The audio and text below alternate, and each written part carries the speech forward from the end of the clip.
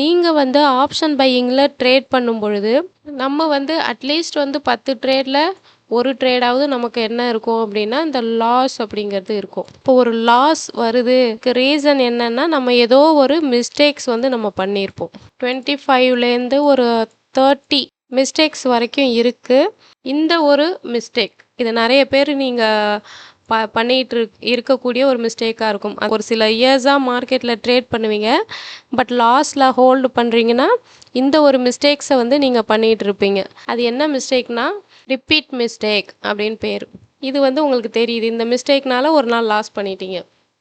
இன்னொரு நாள் நீங்கள் ட்ரேட் பண்ணுறீங்க, ப்ராஃபிட்ஸ்லாம் பார்க்குறீங்க. அப்புறம் ஒரு 4 டேஸ் கழித்து இன்னொரு பெரிய லாஸ் வந்து பண்ணுறீங்க. ரீசன் என்னன்னு பார்த்தீங்கன்னா ஸோ அதே சேம் மிஸ்டேக் தான். இல்லை என்ன மிஸ்டேக் பண்ணுறீங்கங்கிறது உங்களுக்கு தெரிஞ்சு போயிடுச்சு. தெரிஞ்சுமே என்ன பண்ணுவீங்கன்னா உங்கள் மைண்டை கண்ட்ரோல் பண்ணாமல் அதே மிஸ்டேக்கே திருப்பி திருப்பி பண்ணிகிட்டு இருக்கிறது. ஒருத்தவங்க ஓவர் ட்ரேட் பண்ணி லாஸ் பண்ணுறாங்க அப்படின்னா நெக்ஸ்ட் டே என்ன பண்ணணும்னா நம்ம வந்து டிசிப்ளினாக ஸ்ட்ராங் மைண்டோட ட்ரேட் பண்ணணும்.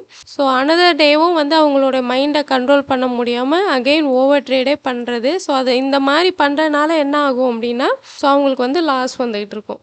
உங்களுக்கு மிஸ்டேக் தெரியாத வரைக்கும் இந்த இடத்துல நான் இந்த மிஸ்டேக் பண்ணுறேன் அப்படின்னு தெரியாத வரைக்கும் அதை வந்து நீங்கள் ஐடென்டிஃபை பண்ணலாம். அதை புரிஞ்சிக்கிட்டு நீங்கள் கரெக்ஷன் பண்ணிக்கலாம். இதுதான் என் மிஸ்டேக்னு தெரிஞ்சும் ஸோ அதை ரிப்பீட்டடாக நீங்கள் செஞ்சுட்டே இருந்தீங்கன்னா உங்களை யாராலையுமே காப்பாற்ற முடியாது ஃப்ரெண்ட்ஸ். நம்ம சொல்லியிருக்கோம், இந்த மிஸ்டேக்கை நீங்கள் திருப்பி திருப்பி பண்ணிகிட்டு இருக்கீங்கன்னா உங்களுடைய மைண்டை வந்து கண்ட்ரோல் பண்ண பாருங்கள்.